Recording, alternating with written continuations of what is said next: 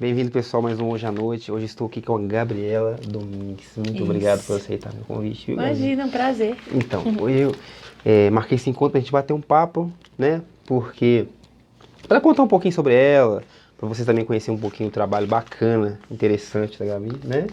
Você é de onde? Eu sou de Santa Catarina. Santa Catarina. O que te trouxe a Um BH? pouquinho longe, né? Foi o Grupo Galpão, ó, pra você ver. Eu já fazia teatro lá, desde a adolescência, e eu tava a fim de encarar outros horizontes. Não queria Rio, não queria São Paulo, e me identifiquei muito com o trabalho do Galpão, achei maravilhoso, e falei, gente, eu preciso beber dessa fonte. Eles estavam lá por alguma temporada? Sim, eles estavam apresentando um festival de teatro universitário que a gente tem em Blumenau. E aí eu fiquei apaixonada. Não que eu fosse participar do grupo, que isso é meio, né, meio distante, assim, mas eu queria estar perto, queria ver o que se produzia aqui em Belo Horizonte, que fiquei maravilhada. Aí você veio de mala em cunha ou veio em princípio só pra dar um rolê mesmo? Eu vim de mala e cunha, eu não sabia nem o tamanho de Belo Horizonte, pra você ter uma ideia. Eu achava que era meio Ouro Preto. Só conhecia via fotos, coisas assim? Eu não sei o que me deu, eu não pesquisei tamanho da cidade e tal. Eu tinha uma ideia meio Ouro Preto. Quando eu cheguei aqui, na rodoviária, eu levei um susto. Um susto, porque, imagina, eu era de uma cidade... Mas você imaginou que era uma cidade colonial mesmo? Porque Ouro Preto é uma cidade colonial. É viagem, assim, já tinha 19 anos, não era pra ser mais viajada desse jeito, mas eu não sei o que me deu. Fiquei com esse sonho de um lugar mais sei lá, mais romântico. E aí cheguei aqui dentro de cara com essa realidade, assim, né, de grande metrópole e tal. Foi bem e na recebido hora e tal. fui demais, mas assim, quando cheguei me deu vontade de voltar na hora, assim, eu fiquei Você com tinha contato medo. aqui? Tinha contato? Tinha. A melhor amiga da minha mãe mora lá, mas ela é daqui. Então sim. ela ofereceu a família dela pra mim. Então Foi ótimo. Por isso que eu fiquei, foi por causa deles. que bom. E chegando aqui, você teve meio assim, conhecer os lugares principais, Parque Municipal, Centrão, Praça 7. Aí eu fui conhecer primeiro a sede do Grupo Galpão, né? Lógico, O Galpão Cine Horto. E aí depois eu fui conhecer Praça da Liberdade. Eu lembro que foi a primeira coisa que eu conheci. A feirinha, a feira hippie. E aí fui desbravando a cidade sozinha. Foi fácil conquistar a amizade do pessoal e dos artistas? Cara, até que foi. Eu falo no sentido por você vir de fora, de outro estado. Sim. Foi tranquilo, assim? Chegou, eu sou de fora, quero trocar ideia e tal. O mineiro é muito receptivo, né? É muito apaixonante, né? À toa que eu tô aqui há 13 anos e sou apaixonada por esse lugar. Eu fui muito bem acolhida aqui, muito, assim. E você já veio com a ideia artística no sentido, porque você é maquiadora, uma bela maquiadora, drag.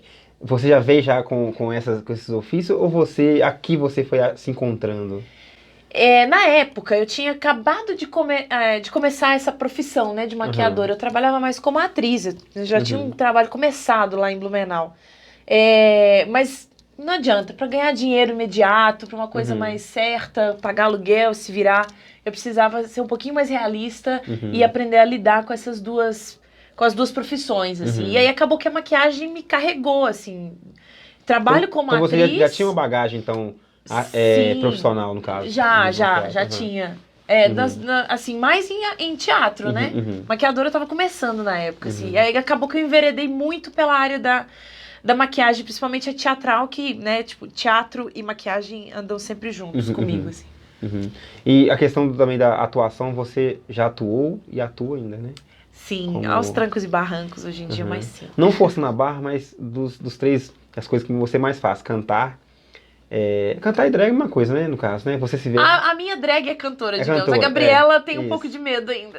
Atriz e maquiadora. Existe algo que... Elas se completam, as três funções, ou tem aquela que você fala, peraí, eu acho que se eu viver só disso aqui, eu acho que seria mais interessante. Não, nunca me faça essa pergunta, porque é a coisa mais difícil de eu responder. Eu pretendo caminhar com elas sempre juntos, apesar de ser muito difícil. Qual é mais respeitada?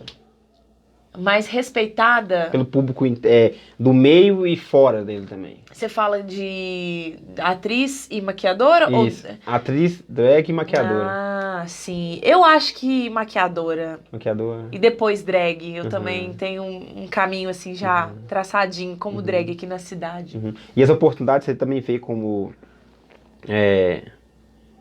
se correr atrás, conquista? Ou todo dia é uma luta? Nossa, todo dia é um rolê.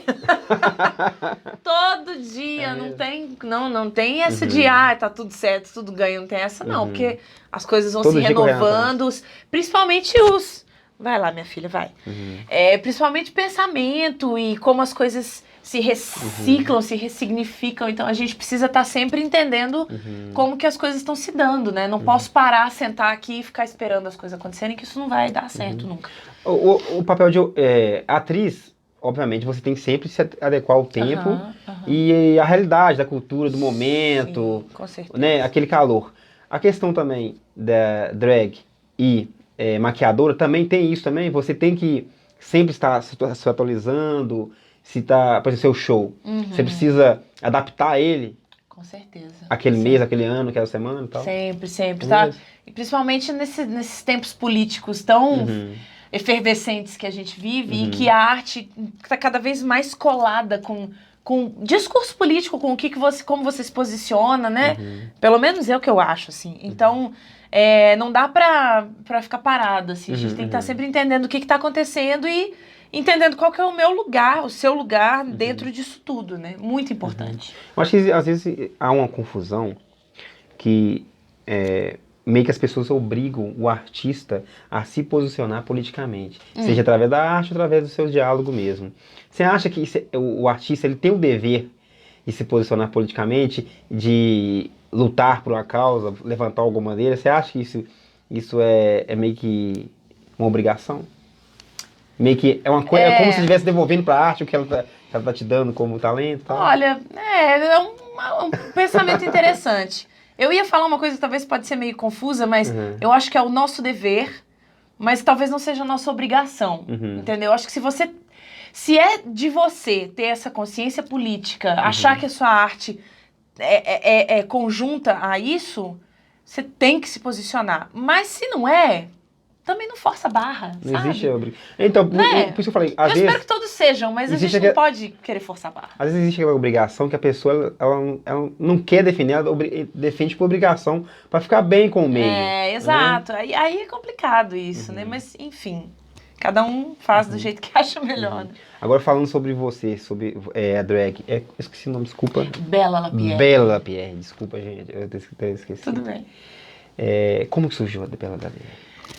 A Bela Lapierre, ela já teve vários renascimentos, né? Porque a drag, ela é uma fênix, assim. Muitas vezes a gente nasce, morre. A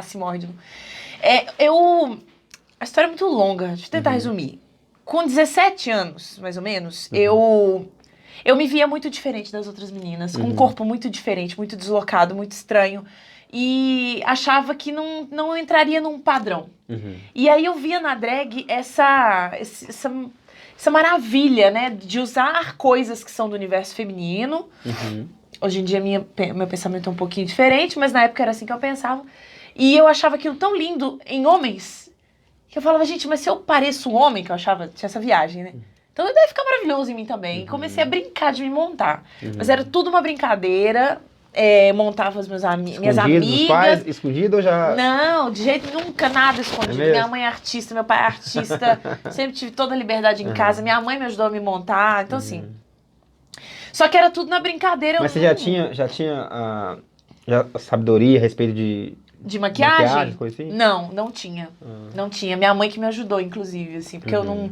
Nossa, foi tosquíssima. A foto Mas já surgiu de cara, assim, Bela Lapierre já? Não, surgiu? Nunca. Não, a Bela surgiu agora, 2011, talvez, 12. Até então não era simplesmente... uma brincadeira. Eu gostava muito da Cher, cantora Cher. Gosto, né? Eu sou cover dela. Então, na época era a cover da Cher, porque a Cher é uma dragona, então, vou fazer de conta que eu sou uma Cher também. Era mais ou menos por aí. Aí depois de muito... E fiquei fazendo performance de Cher. Então, eu era Cher cover de BH por muito tempo. Assim. Lá também, você também chegou a apresentar... Blumenau, gente, desculpa.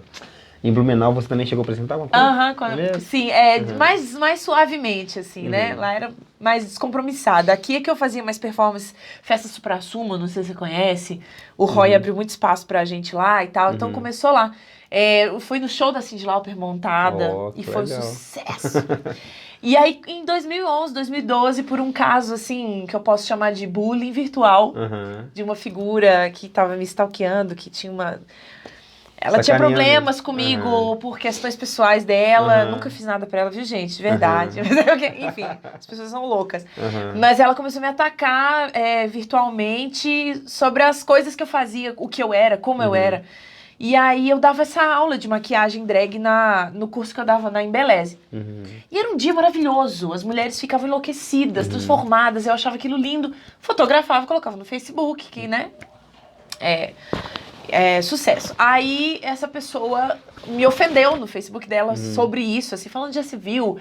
Por que ficar se vestindo de travesti, né? Que rola uma confusão até hoje sobre isso. Pra que ficar se vestindo de travesti? Você não se garante como mulher? E aquilo me ofendeu de uma forma muito profunda que eu não sabia nem explicar. Aí o meu primo... Tá acabando a história, viu, gente? Não, que isso, vontade. O meu primo, que é um grande estudioso de gênero, virou pra mim e falou assim, Gabriela, você sabe o que é uma faux queen? Eu falei, não, o que é isso? Faux queen, faux é faux, né, que é falso em francês, eu acho, significa falsa rainha, é um termo antigo já que se dá pra drag mulher, mas na época tava muito em alta. Ele falou, existem algumas no mundo, algumas faux queens, você é uma delas. Eu falei, cara, que louco. E eram poucas mesmo. Na época, eu lembro que era, tipo assim, devia ter umas 6 que se identificavam com a cultura drag e falavam, sou drag também. Eu achei aquilo muito maravilhoso. Falei, cara, eu preciso pôr a minha drag pra fora. Preciso assumir isso sem vergonha de namorados, vergonha de família, amigos, profissão, sociedade em geral. Na verdade, eu nunca liguei muito pra isso. Mas, enfim, né? Quando a gente é mais nova, a gente é boba. E aí eu resolvi assumir e nasceu a Bela Lapierre. Mas o nome, Bela Lapierre. O nome, Bela. Então, meu nome é Gabriela, né? Não devia ser Bela, o diminutivo. Mas o meu avô me chamava de Belela quando eu era criança. Então eu achei bonitinho manter um nome parecido com esse. Achei que Bela funcionava. Lapierre é o sobrenome da Cher. Ah, sim. Por isso. Aí, ó, explicado, pessoal. Tá vendo? Pra quem não sabia. E você comentou a respeito... antes de chegar essa pergunta, no começo, por você ser mulher e se vestir de drag, quais eram os principais desafios seu quanto ao preconceito e essa questão? Peraí, você não é homem, por que você está vestindo de drag? Surgiu muito isso, imagino, né? Surgiu. Você ainda é uma das poucas em BH, né? Creio que sim. Surgiu por... Diferente de um gay que se monta, né, tipo assim, que quer se montar, ele tem as dificuldades dele, ele enfrenta as dificuldades dele que são diferentes das minhas. As minhas eu creio que são até mais tranquilas, né, pensando no tanto que o LGBT sofre, né, preconceito e tal. No meu caso foi uma coisa mais de... como que eu vou te explicar? As pessoas achavam muito bizarro e muito, tipo assim, nossa, o que você tá querendo... O que você tá querendo chamar a atenção de quem, sabe? Os homens achavam bizarro e as mulheres se sentiam ameaçadas. Porque, né, a drag, ela é uma figura empoderada. Essa palavra já tá meio passada, mas é isso mesmo. Ela é uma figura que ela tem poder sobre si, ela tem autonomia. Autoconfiança. Tal. Autoconfiança. Se ela quer sair de maiô na rua, ela sai. Se ela quer sair, né, exageradamente maquiada, ela sai de salto. E isso é um poder. Que todas as mulheres deveriam ter noção de que podem ser também, sabe? Mas não são censuradas. E aí, quando elas veem uma mulher fazendo isso, elas querem censurar essa mulher também. Então isso já aconteceu demais, hoje em dia nem tanto, hoje em dia então, as pessoas já gostam. Além de só aquele olhar, né, sacana mesmo, já houve também diálogo também, pra quê tal? Então já teve também essa afronta com certeza. verbal mesmo. E a coisa de achar que me ofende me chamando de travesti, por exemplo, que isso é outra entrevista, né, falar sobre isso, assim, mas é uma coisa que me acompanha direto. Mas dentro assim. do meio também, eu imagino que houve preconceitos também, né? Tem. Teve também? Tem, um pouco velado, mas tem. Eu digo assim, né, aqui em BH as coisas são um pouco mais veladas, assim, eu tenho amigas drags de São Paulo e tal, que já entraram em confrontos com outras drags e tal. Eu nunca tive isso de fato, mas sempre vem essa pergunta do tipo, mas isso não é apropriação